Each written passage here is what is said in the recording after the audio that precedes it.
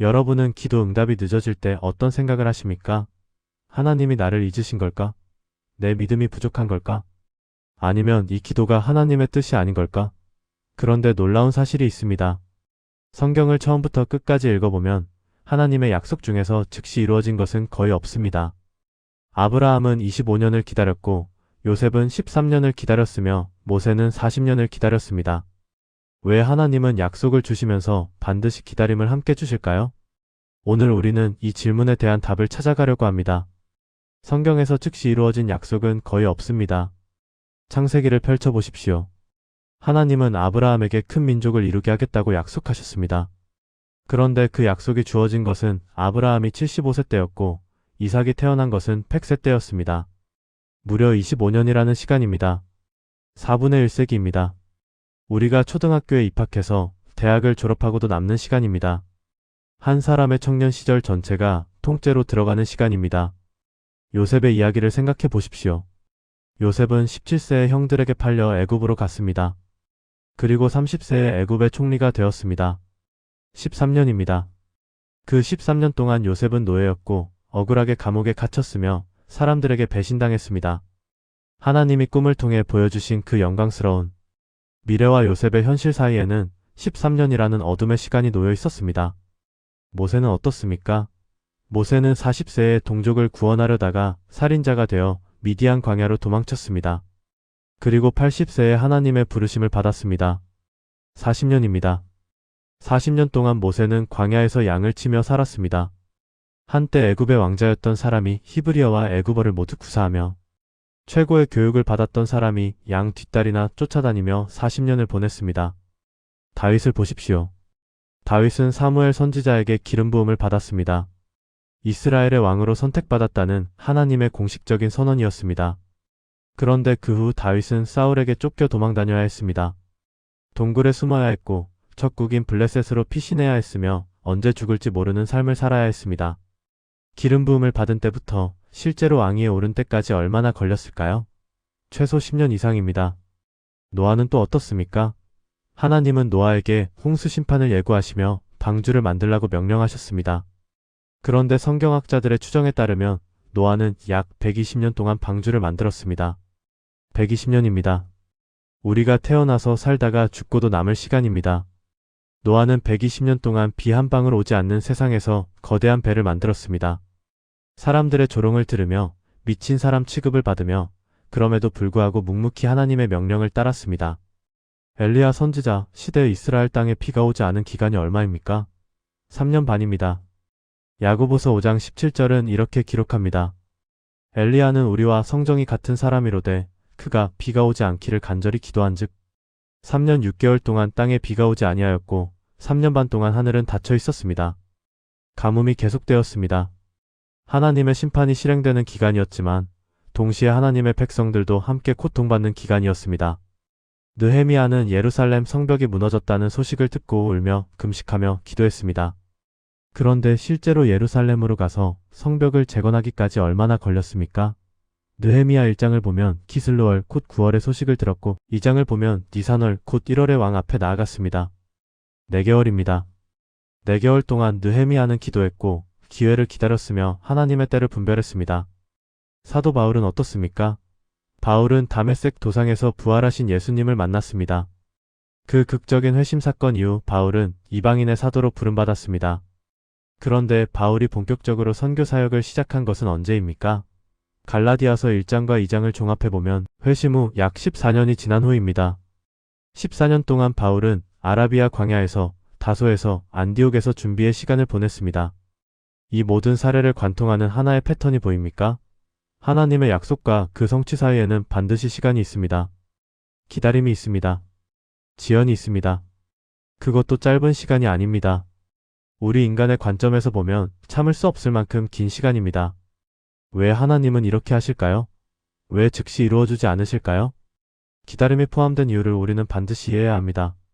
첫째, 기다림은 믿음을 시험합니다.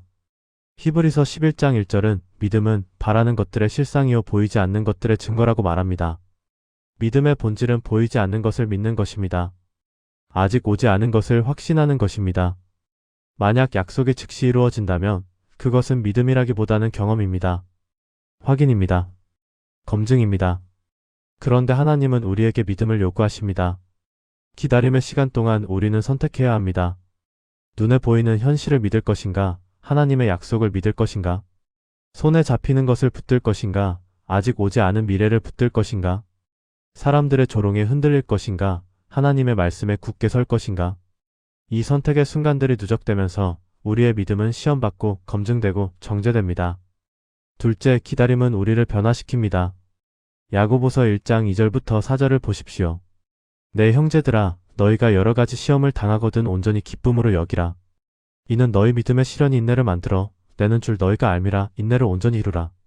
이는 너희로 온전하고 구비하여 조금도 부족함이 없게 하려 함이라. 시험과 시련 그리고 기다림의 시간은 우리 안에 인내를 만들어냅니다. 인내는 단순히 참는 것이 아닙니다. 헬라어로 휘포모네라는 단어인데 이것은 아래에서 머물다라는 의미입니다. 무게를 견디며 그 자리를 지키는 것입니다. 기다림의 시간 동안 우리는 이 인내를 배웁니다.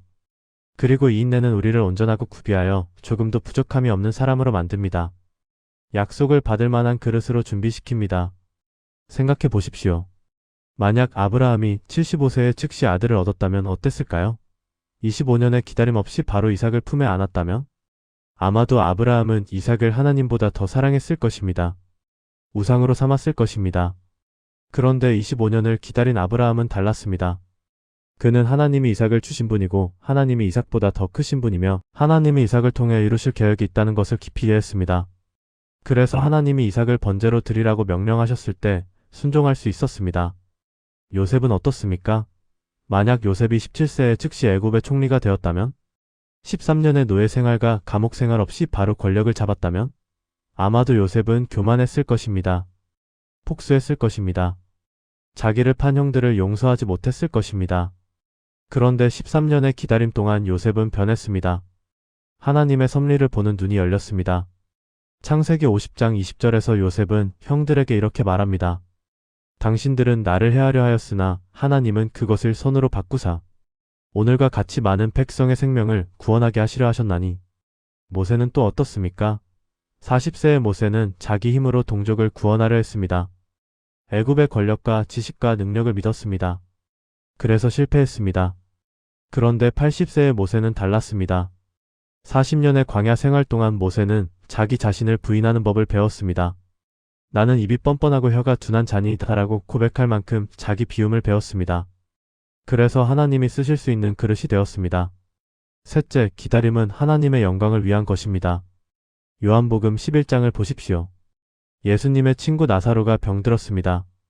마리아와 마르다가 예수님께 급히 사람을 보내 알렸습니다. 그런데 예수님은 어떻게 하셨습니까? 즉시 가지 않으셨습니다. 이틀을 더 머무셨습니다. 왜입니까? 4절에 답이 있습니다. 이 병은 죽을 병이 아니라 하나님의 영광을 위하며 하나님의 아들이 이로 말미암아 영광을 받게 하려 함이라.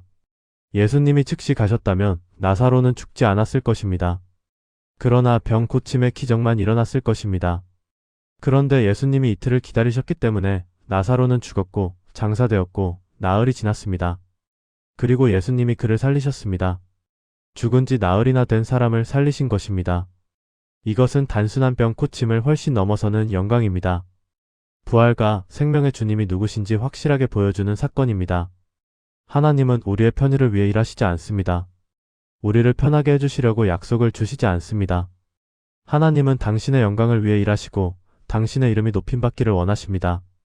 그리고 그 영광은 때때로 우리의 기다림을 통해 우리의 인내를 통해 우리가 견뎌낸 그 긴 시간을 통해 더욱 풍성하게 드러납니다. 넷째, 기다림은 때를 준비하는 과정입니다. 전도서 3장 1절은 범사에 기한이 있고 천하만사가 다 때가 있나니라고 말합니다. 하나님에게는 때가 있습니다. 헬라어로 카이로스라고 하는 하나님의 시간이 있습니다. 이것은 단순히 시계가 가리키는 시간, 크로노스와는 다릅니다. 카이로스는 적절한 때, 기회의 순간, 모든 것이 준비된 그 시점을 의미합니다. 갈라디아서 4장 4절을 보십시오. 때가 참에 하나님이 그 아들을 보내사 여자에게서 나게 하시고 율법 아래에 나게 하신 것은 예수님의 탄생도 때가 참에 일어났습니다. 하나님은 오랫동안 준비하셨습니다. 로마 제국의 도로망이 완성되기를, 헬라어가 공용어로 자리 잡기를, 유대인들이 전 세계에 흩어져 회당을 세우기를, 메시아에 대한 갈망이 절정에 이르기를 기다리셨습니다. 그리고 모든 것이 준비되었을 때 때가 참에 예수님을 보내셨습니다. 우리의 기다림도 마찬가지입니다. 하나님은 단순히 우리를 기다리게 하시는 것이 아닙니다. 때를 준비하고 계십니다. 우리 주변의 환경을, 관계를, 상황을, 우리 자신의 내면까지 모든 것을 완벽하게 준비하십니다. 그래서 약속이 성취되었을 때 최대의 열매를 맺고 최선의 결과를 가져오며 가장 영광스러운 방식으로 이루어지도록 하십니다. 다섯째, 기다림은 다른 사람들을 준비시킵니다. 우리만 준비되는 것이 아닙니다. 우리 주변 사람들도 함께 준비됩니다. 요셉의 이야기를 다시 보십시오. 요셉이 즉시 애굽의 총리가 되었다면 형들은 변화할 기회가 없었을 것입니다. 그런데 20년이 넘는 시간 동안 형들도 변했습니다. 죄책감을 느꼈고 회개했으며 아버지의 슬픔을 목격하며 자신들의 죄가 얼마나 큰 것인지 깨달았습니다. 창세기 42장부터 44장까지를 보면 형들이 얼마나 변했는지 알 수 있습니다. 베냐민을 보호하려고 유다가 자신을 종으로 삼아달라고 간청합니다. 한때 요셉을 팔아버렸던 그 형들이 이제는 또 다른 동생을 위해 자기 목숨을 내놓을 만큼 변한 것입니다. 이 변화가 있었기에 요셉과 형들의 화해가 가능했습니다. 이스라엘 12지파가 하나로 연합될 수 있었습니다. 기다림을 실패한 사람들의 이야기도 우리는 기억해야 합니다. 성경에는 기다리지 못해서 실패한 사람들의 이야기가 많이 나옵니다. 그들의 실패는 우리에게 경고가 됩니다. 기다림이 얼마나 중요한지, 조급함이 얼마나 위험한지 보여줍니다. 첫 번째 사례는 아브라함과 사라입니다. 정확히 말하면 사라의 조급함입니다. 창세기 16장을 보십시오. 하나님은 아브라함에게 자손을 주시겠다고 약속하셨습니다. 그런데 10년이 지나도 아이가 생기지 않았습니다. 사라는 기다리다 지쳤습니다. 그래서 자기 여종 하갈을 아브라함에게 주어 아들을 낳게 했습니다. 그렇게 태어난 아이가 이스마엘입니다. 사라의 생각은 이랬을 것입니다.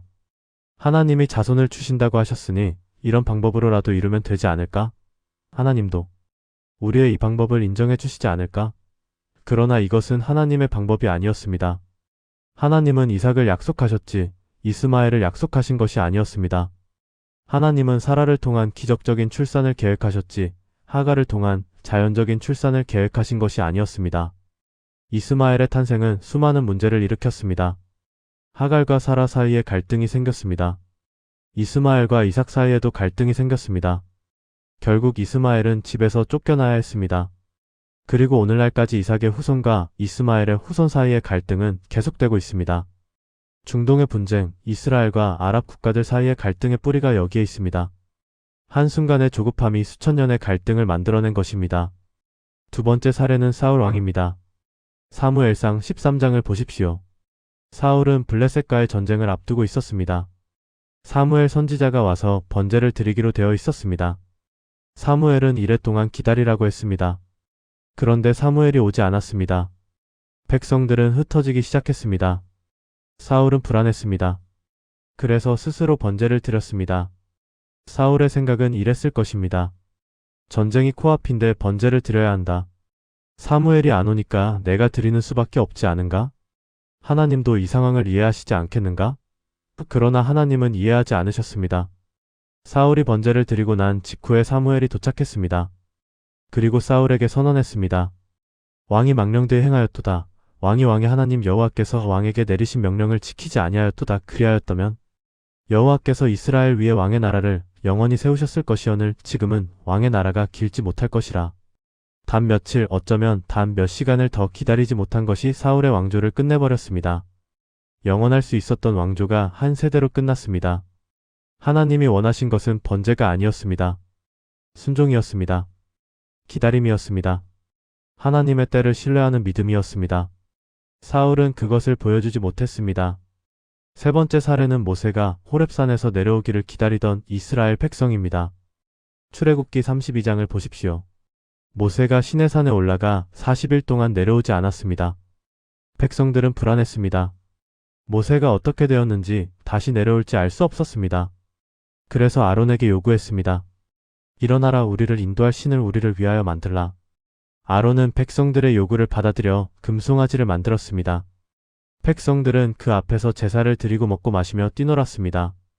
단 40일을 기다리지 못했습니다. 그 결과는 참담했습니다.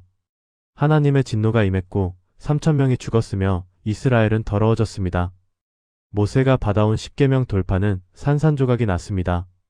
네 번째 사례는 다윗입니다. 다윗도 기다림에 실패한 적이 있습니다. 사무엘하 11장의 밧세바 사건입니다. 왕들이 출전하는 시기인데 다윗은 예루살렘에 머물렀습니다. 저녁 때 다윗이 침상에서 일어나 왕궁 옥상을 거닐다가 아름다운 여인이 목욕하는 것을 보았습니다. 그 여인은 우리아의 아내 밧세바였습니다. 다윗은 기다렸어야 했습니다. 그 순간의 욕망을, 그 눈의 정욕을 이겨내야 했습니다. 그러나 다윗은 기다리지 못했습니다. 즉시 사람을 보내 밧세바를 데려왔고 동침했으며 밧세바가 임신하자 그 사실을 은폐하기 위해 우리아를 죽이는 계획까지 세웠습니다. 한순간의 기다림 실패가 간음과 살인이라는 엄청난 죄로 이어진 것입니다. 이 죄의 결과는 다윗의 남은 생애 전체를 괴롭혔습니다. 밧세바에게서 난 첫 아들은 죽었습니다. 다윗의 아들 암논이 여동생 다말을 강간했습니다. 압살롬이 암논을 죽였습니다. 압살롬이 반역했고 다윗은 도망쳐야 했습니다. 압살롬이 궁궐에서 다윗의 후궁들과 동침했습니다. 나단 선지자의 예언대로 칼이 내 집에서 영원히 떠나지 아니하리라는 말씀이 그대로 이루어졌습니다. 다섯 번째 사례는 여로보암입니다. 열왕기상 11장에서 하나님은 선지자 아히야를 통해 여로보암에게 이스라엘 10지파를 주시겠다고 약속하셨습니다.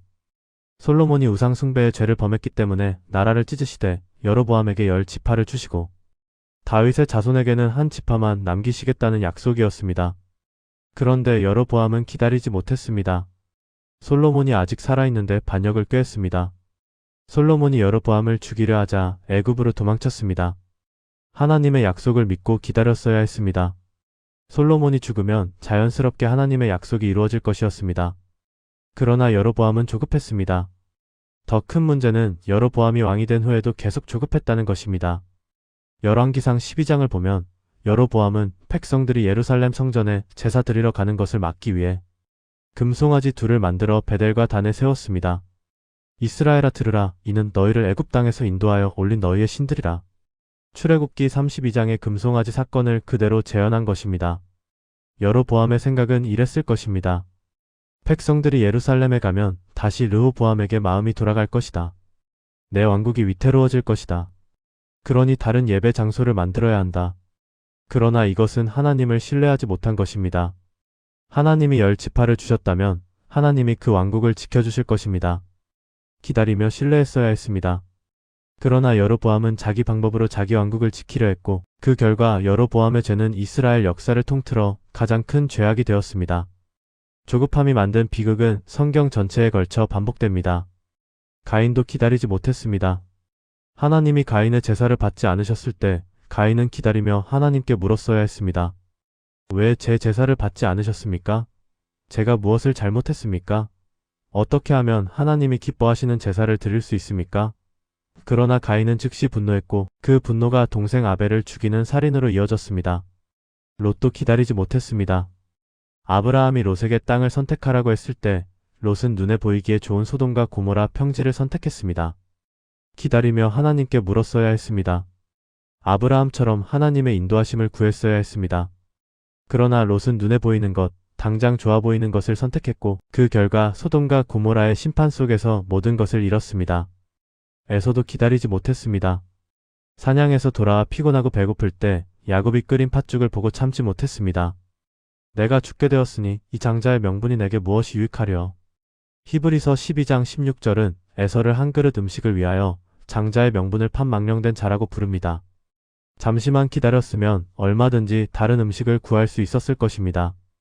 그러나 에서는 그 순간을 참지 못했고 장자의 명분과 축복을 영원히 잃었습니다. 이 모든 사례가 우리에게 말해주는 것은 무엇입니까? 조급함은 언제나 비극을 낳는다는 것입니다. 기다리지 못하고 우리 방법으로 문제를 해결하려 할 때 하나님의 최선 대신 우리의 차선을 얻게 됩니다. 아니, 차선도 아닙니다. 종종 재앙을 얻게 됩니다. 하나님의 시간과 인간의 시간은 다릅니다. 이것을 이해하는 것이 기다림의 핵심입니다. 베드로후서 3장 8절은 이렇게 말합니다. 사랑하는 자들아, 주께는 하루가 1000년 같고 1000년이 하루 같다는 이 한 가지를 잊지 말라. 하나님에게는 시간이 우리와 다르게 흐릅니다. 우리는 크로노스의 시간 안에 살아갑니다. 시계가 가리키는 시간, 달력이 말해주는 날짜, 나이가 들어가는 물리적 시간 속에 살아갑니다. 우리에게 25년은 길고 긴 시간입니다. 40년은 한 세대입니다. 120년은 한 사람의 전생애보다 깁니다. 그래서 우리는 조급합니다. 시간이 없다고 생각합니다. 지금 안 하면 기회를 놓친다고 생각합니다. 그러나 하나님은 카이로스의 시간 안에서 일하십니다. 적절한 때, 완벽한 타이밍, 모든 것이 준비된 그 순간을 기다리십니다. 하나님에게 중요한 것은 시계의 시간이 아니라 때의 성숙함입니다. 열매가 익는 때, 계절이 바뀌는 때, 모든 조건이 갖추어지는 때입니다. 농부를 생각해 보십시오. 농부가 씨를 뿌리고 나서 다음날 밭에 가서 왜 아직 싹이 안 나왔지? 라고 조급해한다면 어떻겠습니까? 일주일 후에 왜 아직 열매가 안 열렸지? 라고 불평한다면 우리는 그것이 얼마나 어리석은 일인지 압니다. 씨앗이 싹을 틔우고 자라고 꽃을 피우고 열매를 맺기까지는 때가 필요합니다. 계절이 필요합니다. 과정이 필요합니다. 야고보서 5장 7절부터 8절은 이렇게 말합니다. 그러므로 형제들아 주의 강림하시기까지 길이 참으라. 보라, 농부가 땅에서 나는 귀한 열매를 바라고 길이 참아 이른 비와 늦은 비를 기다리나니 너희도 길이 참고 마음을 굳건하게 하라. 주의 강림이 가까우니라. 농부는 기다릴 줄 압니다. 이른 비를 기다리고 늦은 비를 기다립니다. 조급하게 땅을 파헤쳐 씨앗의 상태를 확인하지 않습니다. 인내하며 때를 기다립니다. 하나님의 일도 마찬가지입니다. 하나님이 우리 삶에 심으신 약속의 씨앗은 때가 되면 반드시 열매를 맺습니다. 그러나 그 과정에는 시간이 필요합니다. 이른 비와 늦은 비, 햇빛과 어둠, 추위와 더위, 모든 계절을 통과해야 합니다. 우리가 할 일은 조급해하며 땅을 파헤치는 것이 아니라 인내하며 하나님의 때를 기다리는 것입니다. 시편 27편 14절은 이렇게 말합니다. 여호와를 기다릴지어다. 강하고 담대하며 여호와를 기다릴지어다. 기다림은 수동적인 것이 아닙니다.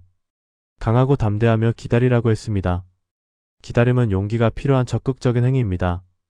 눈에 보이지 않는 것을 붙들고 아직 오지 않은 것을 확신하며 하나님을 신뢰하는 강인한 믿음의 행위입니다. 이사야 40장 31절도 기다림의 능력을 말해줍니다.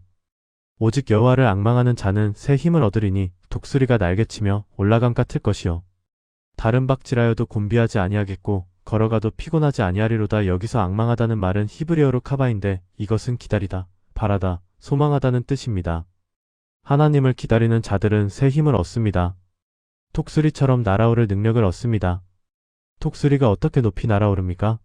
독수리는 날개를 힘차게 펄럭이지 않습니다. 오히려 날개를 펼치고 바람을 기다립니다. 상승 기류를 기다립니다. 그리고 그 바람이 불 때 날개를 펼친 채로 바람에 자신을 맡깁니다. 그러면 자연스럽게 높이 올라갑니다. 기다림의 능력입니다. 하나님의 때를 기다리며 하나님의 바람이 불 때 그 바람에 자신을 맡기는 것입니다. 기다리는 동안 변하는 것은 상황이 아니라 사람입니다. 이것이 기다림의 가장 중요한 비밀입니다. 우리는 상황이 변하기를 기다립니다. 환경이 바뀌기를, 조건이 좋아지기를, 문제가 해결되기를 기다립니다. 그러나 하나님이 기다리시는 것은 상황의 변화가 아닙니다. 사람의 변화입니다. 우리의 변화입니다. 아브라함을 다시 보십시오. 25년의 기다림 동안 무엇이 변했습니까? 아브라함의 나이만 들었습니까? 아닙니다. 아브라함이 변했습니다. 75세의 아브라함은 자기 힘으로 뭔가 할 수 있다고 생각했을 것입니다. 그러나 100세의 아브라함은 완전히 하나님만 바라볼 수밖에 없었습니다. 인간적으로는 불가능한 나이였기 때문입니다. 그래서 로마서 4장 19절부터 21절은 이렇게 말합니다. 그가 100세나 되어 자기 몸이 죽은 것 같고 사라의 태가 죽은 것 같음을 알고도 믿음이 약하여지지 아니하고 믿음이 없어 하나님의 약속을 의심하지 아니하고 믿음으로 견고하여져서 하나님께 영광을 돌리며 약속하신 그것을 또한 능히 이루실 줄을 확신하였으니 요셉도 마찬가지입니다. 13년 동안 무엇이 변했습니까? 요셉이 변했습니다. 17세의 요셉은 형들에게 꿈 이야기를 하며 자랑했습니다. 교만했습니다. 그러나 30세의 요셉은 달랐습니다. 자기 아들의 이름을 므낫세라고 지었습니다. 하나님이 내게 내 모든 고난과 내 아버지의 온 치비를 잊어버리게 하셨다는 뜻입니다. 둘째 아들의 이름은 에브라임이라고 지었습니다. 하나님이 나를 내가 수고한 땅에서 번성하게 하셨다는 뜻입니다. 요셉은 자기 고난 속에서도 하나님의 손길을 보았고 하나님께 영광을 돌릴 줄 아는 사람으로 변했습니다. 모세도 그렇습니다. 40년 동안 무엇이 변했습니까? 모세가 변했습니다. 40세의 모세는 애굽의 학문을 다 배운 말과 일에 능한 사람이었습니다. 사도행전 7장 22절은 모세가 애굽 사람의 모든 지혜를 배워 그의 말과 하는 일들이 능하더라고 말합니다. 그러나 80세의 모세는 나는 본래 말을 잘하지 못하는 자니이다라고 고백했습니다. 자기 부인을 배웠습니다. 자기 능력을 의지하지 않고 하나님만 의지하는 법을 배웠습니다. 다윗도 마찬가지입니다. 기름 부음을 받은 후부터 실제로 왕이 되기까지의 긴 시간 동안 다윗은 사울에게 쫓기며 도망 다녔습니다. 그 과정에서 다윗은 무엇을 배웠습니까? 하나님만 의지하는 법을 배웠습니다. 시편을 보십시오. 다윗이 쓴 시편의 대부분은 이 도망 다니던 시기에 쓰여진 것들입니다. 여호와는 나의 목자시니 내게 부족함이 없으리로다. 여호와는 나의 빛이요 나의 구원이시니 내가 누구를 두려워하려. 다윗은 동굴에서 광야에서 죽음의 위협 속에서 하나님을 만났습니다. 하나님이 살아계신 분이심을, 하나님이 자기를 지키시는 분이심을, 하나님의 약속이 반드시 이루어진다는 것을 몸소 체험했습니다.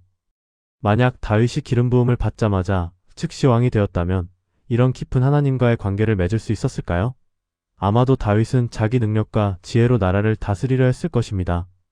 그러나 긴 기다림의 시간을 통해 다윗은 하나님을 아는 왕, 하나님을 경외하는 왕으로 준비되었습니다. 바울도 그렇습니다. 회심 후 14년의 준비 기간 동안 바울은 변했습니다. 한때 율법에 대하여 흠이 없었다고 자랑하던 사울이 이제는 내가 나 된 것은 하나님의 은혜로 된 것이라고 고백하는 바울이 되었습니다. 그리스도 예수께서 죄인을 구원하시려고 세상에 임하셨다 하였도다. 죄인 중에 내가 괴순이라고 고백하는 바울이 되었습니다. 교만한 바리새인이 겸손한 사도로 변한 것입니다. 이것이 기다림의 목적입니다. 하나님은 우리를 기다리게 하시면서 우리를 변화시키십니다. 우리의 성품을, 우리의 생각을, 우리의 가치관을, 우리의 우선순위를 바꾸십니다. 약속을 받을 만한 그릇으로, 축복을 감당할 만한 사람으로 만드십니다. 오래 기다린 자들의 공통점이 있습니다.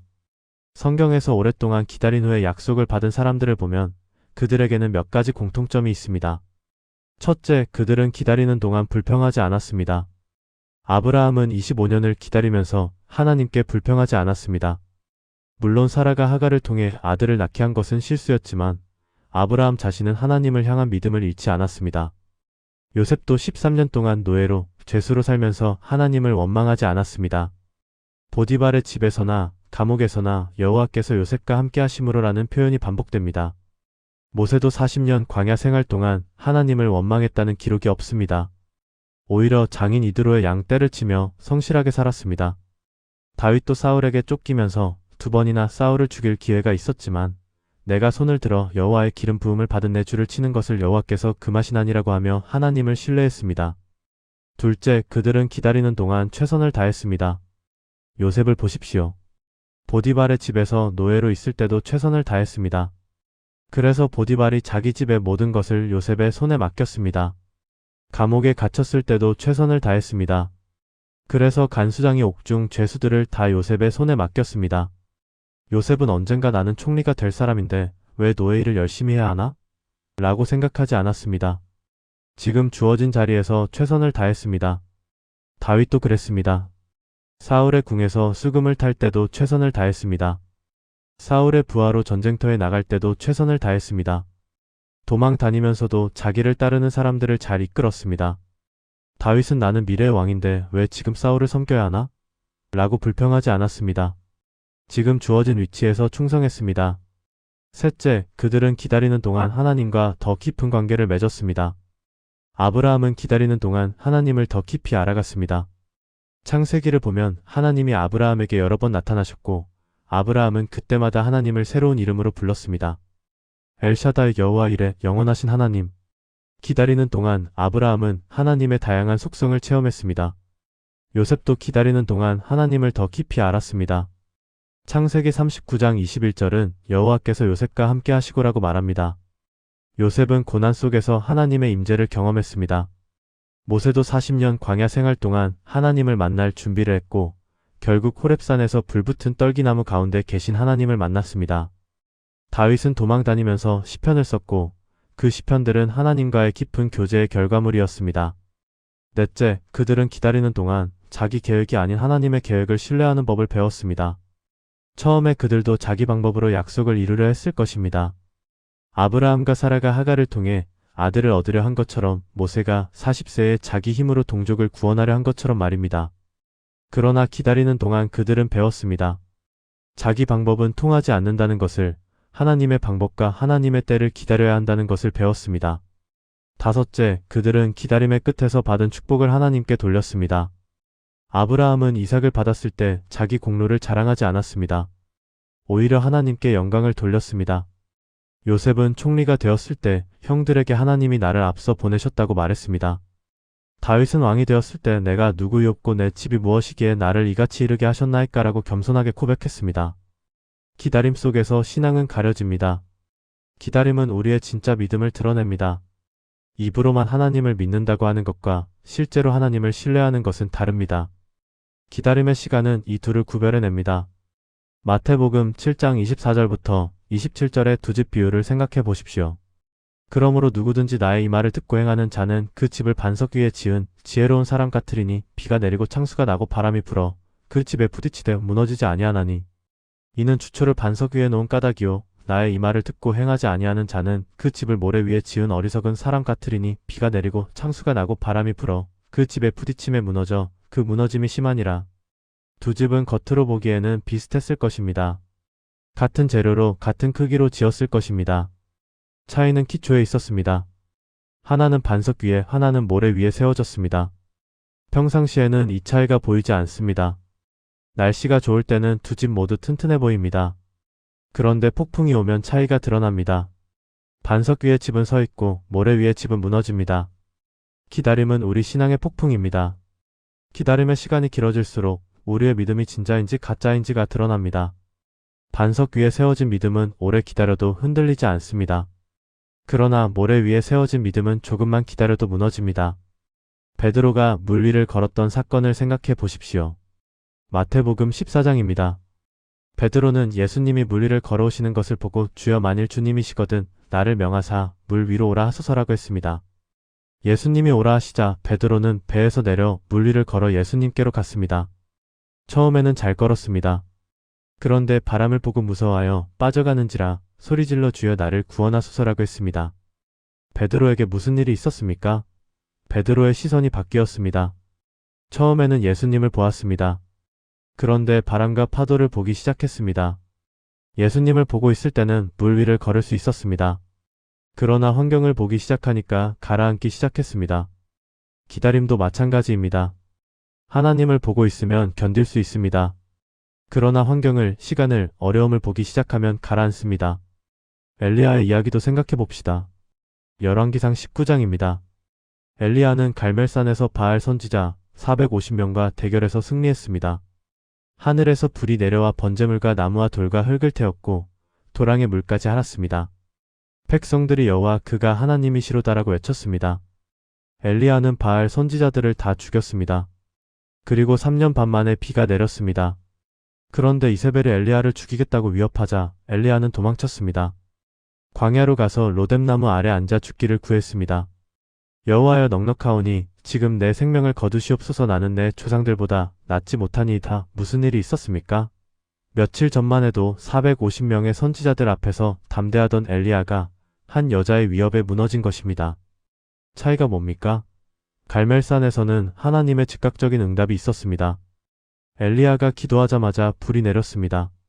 그런데 이제는 기다려야 하는 상황입니다. 이세벨의 위협 앞에서 하나님은 즉시 개입하지 않으셨습니다. 엘리야는 기다려야 했습니다. 그런데 엘리야는 기다리지 못했습니다. 그래서 두려워했고 도망쳤고 절망했습니다. 하나님은 엘리야를 호렙산으로 인도하셨습니다. 그리고 거기서 엘리야에게 나타나셨습니다. 크고 강한 바람이 산을 가르고 바위를 부수었지만 바람 가운데 여호와께서 계시지 아니하였습니다. 바람 후에 지진이 있었지만 지진 가운데도 여호와께서 계시지 아니하였습니다. 지진 후에 불이 있었지만 불 가운데도 여호와께서 계시지 아니하였습니다. 불 후에 세미한 소리가 있었는데 엘리야가 이를 듣고 겉옷으로 얼굴을 가리었습니다. 하나님은 엘리야에게 무엇을 가르치셨습니까? 하나님은 언제나 극적인 방식으로 일하시는 것이 아니라는 것입니다. 때로는 세미한 소리로 조용히 기다림을 요구하시며 일하신다는 것입니다. 엘리야는 불과 바람과 지진 같은 극적인 하나님의 역사에 익숙했습니다. 그런데 이제 하나님은 세미한 소리로 말씀하셨습니다. 기다림을 통해 하나님을 더 깊이 알아가라고 하셨습니다. 약속보다 먼저 완성되는 것은 믿음입니다. 이것이 핵심입니다. 하나님이 기다리게 하시는 이유는 약속 자체보다 우리의 믿음이 더 중요하기 때문입니다. 하나님은 우리에게 약속의 성취를 주시기 전에 먼저 성숙한 믿음을 원하십니다. 히브리서 11장을 보십시오. 믿음의 장입니다. 39절과 40절은 이렇게 말합니다. 이 사람들은 다 믿음으로 말미암아 증거를 받았으나 약속된 것을 받지 못하였으니 이는 하나님이 우리를 위하여 더 좋은 것을 예비하셨은즉 우리가 아니면 그들로 온전함을 이루지 못하게 하려 하심이라. 놀라운 말씀입니다. 믿음의 선진들은 약속을 받지 못하고 죽었습니다. 그러나 그들은 믿음으로 말미암아 증거를 받았습니다. 아브라함은 가나안 땅을 약속받았지만 생전에 소유한 땅은 막벨라 굴뿐이었습니다. 사라를 장사하기 위해 산 땅입니다. 히브리서 11장 13절은 이 사람들은 다 믿음을 따라 죽었으며 약속을 받지 못하였으되 그것들을 멀리서 보고 환영하며라고 말합니다. 아브라함은 약속의 완전한 성취를 보지 못했습니다. 그러나 믿음으로 죽었습니다. 그의 믿음이 완성되었습니다. 모세도 가나안 땅을 보았지만 들어가지 못했습니다. 신명기 34장에서 하나님은 모세를 느보산 꼭대기 피스가로 인도하시고 거기서 가나안 전역을 보여주셨습니다. 이것이 내가 아브라함과 이삭과 야곱에게 맹세하여 그들의 후손에게 주리라 한 땅이라. 내가 내 눈으로 보게 하였거니와 너는 그리로 건너가지 못하리라. 모세는 약속의 땅을 눈으로 보았지만 발로 밟지는 못했습니다. 그러나 모세가 실패한 것입니까? 아닙니다. 모세의 믿음은 완성되었습니다. 신명기 34장 10절은 그 후에는 선지자가 이스라엘에 일어나지 못하였을 때 모세와 같이 여호와께서 대면하여 아시던 자가 없었고라고 말합니다. 모세는 하나님과 대면하여 아는 관계에 이르렀습니다. 이것이 가나안 땅에 들어가는 것보다 더 큰 축복이었습니다. 다윗도 성전을 짓겠다는 소원이 있었지만 생전에 이루지 못했습니다. 역대상 22장에서 하나님은 다윗에게 너는 피를 많이 흘렸고 큰 전쟁을 하였느니라. 내가 내 앞에서 땅에 피를 많이 흘렸은즉 내 이름을 위하여 성전을 건축하지 못하리라고 하셨습니다. 대신 다윗의 아들 솔로몬이 성전을 지을 것이라고 하셨습니다. 다윗이 실망했습니까? 아닙니다. 다윗은 솔로몬이 성전을 지을 수 있도록 모든 재료를 준비했습니다. 금과 은과 녹과 철과 나무와 돌을 풍성하게 준비했습니다. 장인들을 모았고 설계도를 그렸으며 모든 것을 준비했습니다. 다윗은 자기가 직접 성전을 짓지 못하는 것을 아쉬워하지 않았습니다. 오히려 하나님의 뜻을 받들고 다음 세대를 위해 준비하는 것으로 만족했습니다. 다윗의 믿음이 완성된 것입니다. 이 모든 사례가 우리에게 말해주는 것이 무엇입니까? 하나님이 원하시는 것은 약속의 성취 그 자체가 아니라 약속을 기다리는 과정에서 완성되는 우리의 믿음이라는 것입니다. 약속은 수단이고 믿음이 목적입니다. 약속은 우리를 하나님께로 인도하는 도구이고 믿음은 하나님과 우리 사이의 관계입니다.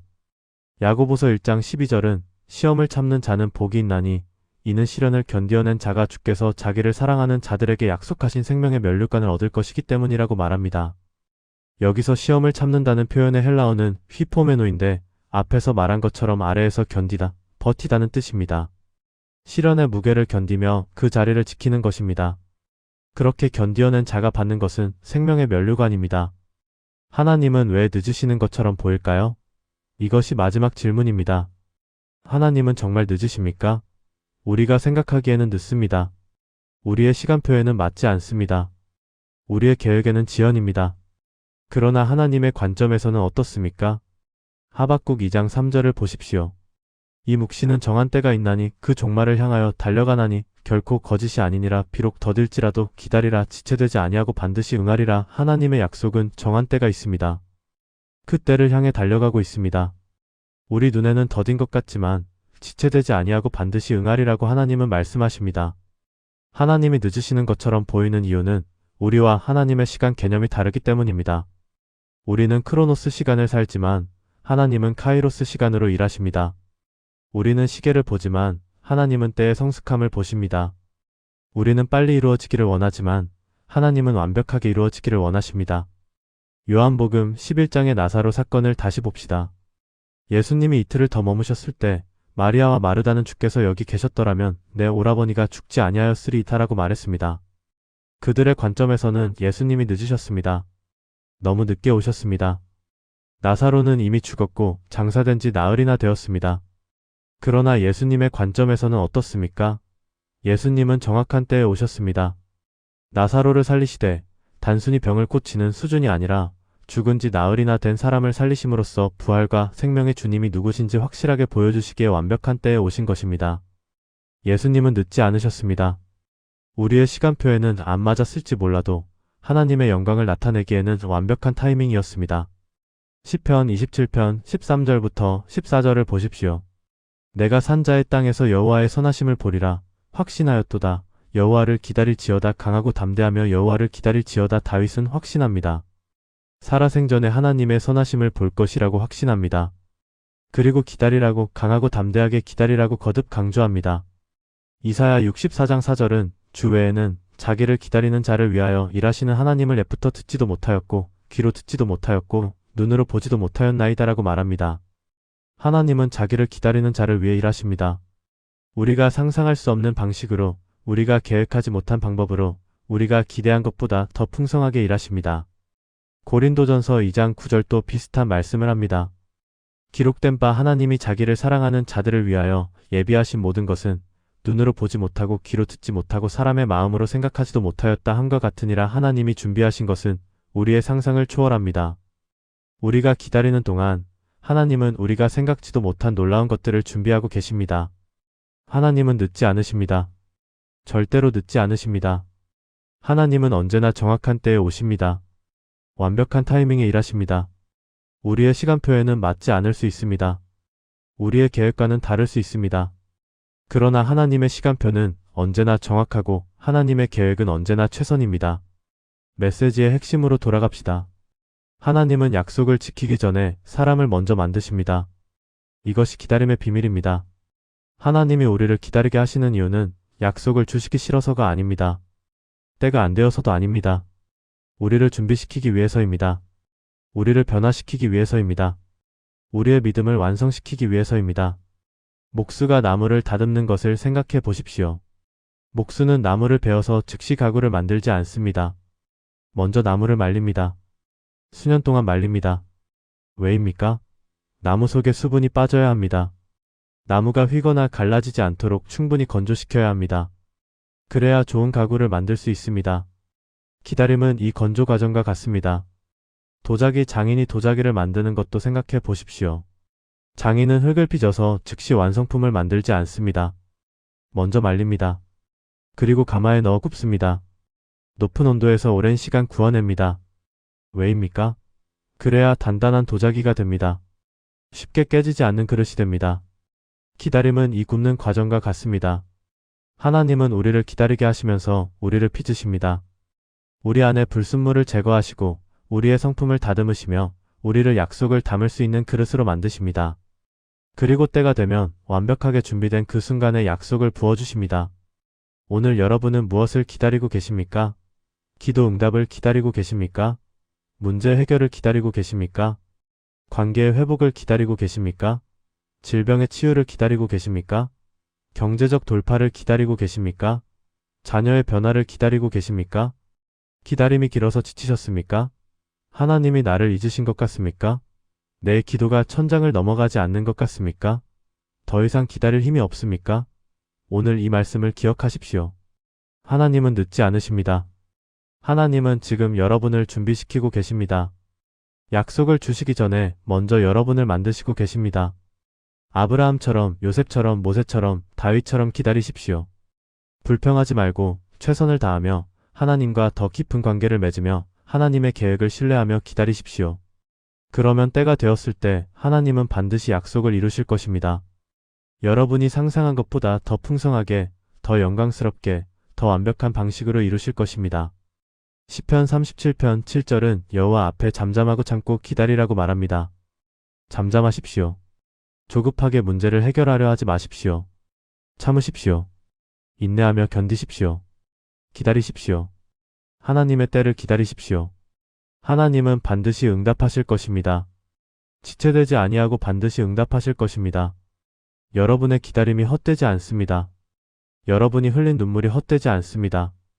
여러분이 드린 기도가 헛되지 않습니다. 하나님은 다 보고 계시고 다 기억하시며 완벽한 때에 응답하실 것입니다. 그리고 그 응답은 여러분의 상상을 초월할 것입니다. 마지막으로 로마서 8장 28절 말씀을 기억하십시오.